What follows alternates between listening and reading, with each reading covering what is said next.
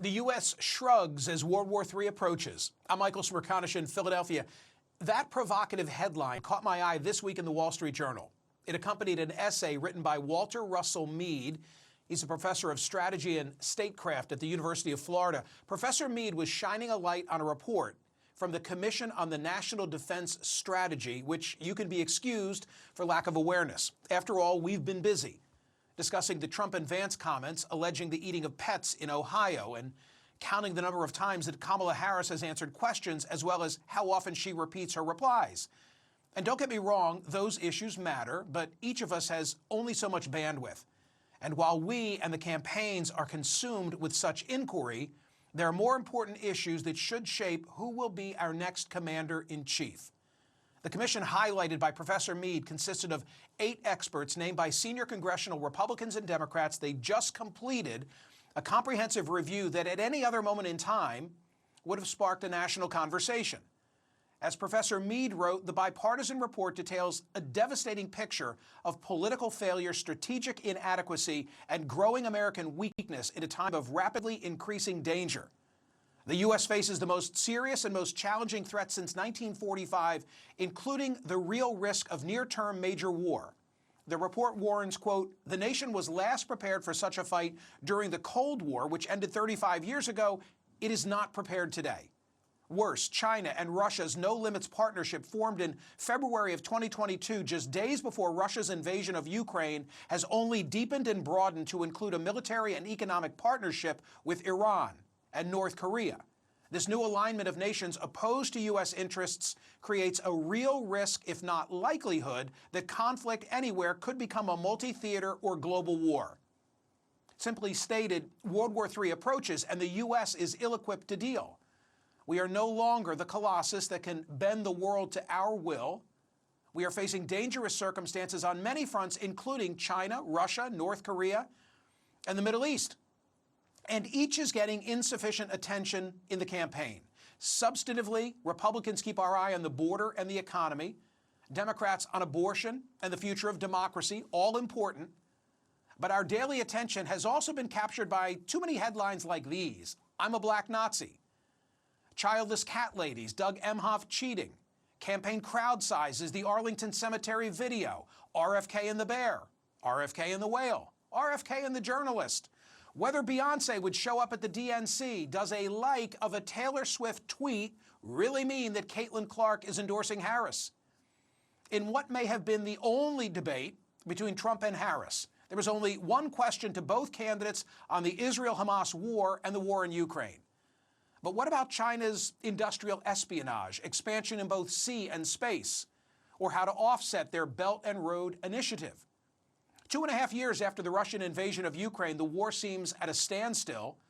The Wall Street Journal estimated this week that more than 1 million have been killed or injured, and the U.S. seems intent on giving Ukraine only enough support so as to keep Russia at bay, but not enough to win. From the outset, our commitment has been incremental and constrained, doled out like it's an allowance. Here's an example. Just a week ago came the news that the Biden administration is close to approving the use by Ukraine of long-range missiles deep inside Russia, so long as they were not arms supplied by the United States. Huh? Lest you should think the threats posed to the U.S. by Russia and China are independent of one another, you might be surprised, as I was, in reading David Sanger's new book, New Cold Wars, that Presidents Putin and Xi have met about 50 times. They are playing long ball. We are mired in election chaos that comes every 4 years. And then, of course, there is Israel. The use of pagers and walkie-talkies for a concerted action against Hezbollah in Lebanon, killing dozens and wounding thousands. It seemed like something that Q created in 007's lab. And just this morning, according to Palestinian officials, at least 17 people have been killed, including women and children, in an Israeli missile strike in central Gaza. Israel said it struck a school compound being used by Hamas. On Friday, Israel launched one of its heaviest aerial bombardments, killing a senior Hezbollah military commander in the southern suburbs of Beirut. At least 31 people were killed in the targeted strike, which flattened a multi-story residential building. Don't get me wrong. I'm pleased the Hezbollah leader is gone. Ibrahim Akil was a man believed to have played a key role in the killing of 241 U.S. military personnel at the Beirut bombing in October of 1983. But why the electronic device attack now? Was it more about protecting Israel from incoming ordnance fired by Iran's proxy, or was it an effort to thwart the peace talks or throw a curve into the American election? Regardless, what if the effect is to put the United States into a regional war between Israel and Iran? Americans mired in the minutia of our 2024 campaign will have whiplash in wondering how that all happened. I want to know what you think. Go to my website at Smerconish.com. Answer today's poll question. Is the United States at greater risk from those within or outside our nation?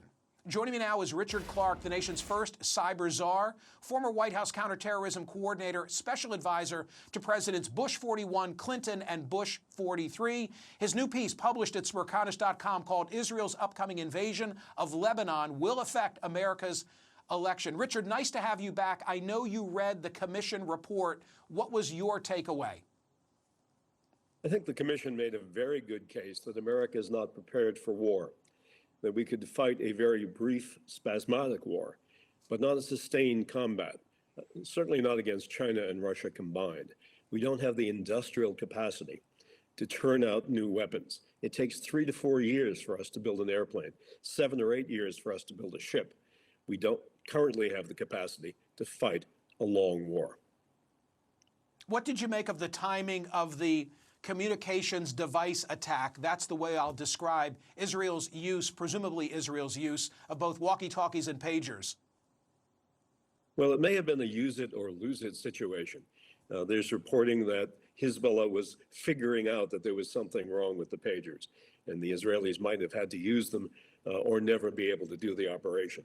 But it's also coming at a time when Israel is preparing the battlefield in many ways, taking out Hezbollah leaders, doing airstrikes, preparing the battlefield for what they call the next sequence in the war, talking about moving the battle north. They're clearly wanting Hezbollah to think that they're about to invade southern Lebanon and clear out the area from which the rockets have been hitting northern Israel. They may actually be preparing to do it, and that could happen in the next week. If that should happen, what do you anticipate would be the U.S. response? Or more specifically, would we be involved from a defensive posture of Israel only, or maybe offensive as well? Well, Israel should be able to handle Hezbollah by itself. But if it involved Iran, if Iran came to the assistance of its Hezbollah proxy by firing missiles from Iran at Israel, then the United States would probably assist Israel in trying to shoot them down the way we did several months ago. That would be defensive, and that's something that I think the Biden administration would do fairly automatically. Okay, so now a little game theory. What would be the impact on the Trump campaign? What might be the impact on the Harris campaign? Well, the Harris campaign is trying to walk a fine line, a balancing act, trying to please pro-Palestinian voters, particularly in Michigan, and pro-Israeli voters throughout the United States. If this war broke out, I think the Biden administration, including the vice president, would say we have to defend Israel, even if Israel was wrong to start the war, even if they thought Israel made a mistake by invading Lebanon. They would be forced to help defend Israel. And that might lose Michigan for Harris. Trump is running around saying to American Jewish audiences, if you don't vote for me, quote, there will be no Israel. So the irony here is that Trump is far more pro-Netanyahu than is Harris, but Harris may be punished by pro-Palestinian voters in Michigan. I think Harris is trying to draw a distinction between being pro-Israeli, which she is, and pro-Netanyahu, which she's not. And Netanyahu is making it very clear, I think, that he is pro-Trump. So all of this war in the Middle East and its potential expansion in the next week might have an effect on the American election. Voting has already begun. I voted yesterday. Richard, finally, respond to my thesis. All of the subject matter that I referenced playing itself out domestically. Of interest, I'm caught up in it. It's significant. But when I stand back, lacking your credentials and your experience, I look at a planet potentially on fire, and I don't mean from climate change in this instance, and it worries me. What do you think? I think we might be in a pre-war period. It's certainly possible that China could invade Taiwan in the years ahead, and that would draw the United States in. It's certainly possible that the war in Ukraine could yet expand further and draw the United States in. We have never been in a period like this since the height of the Cold War.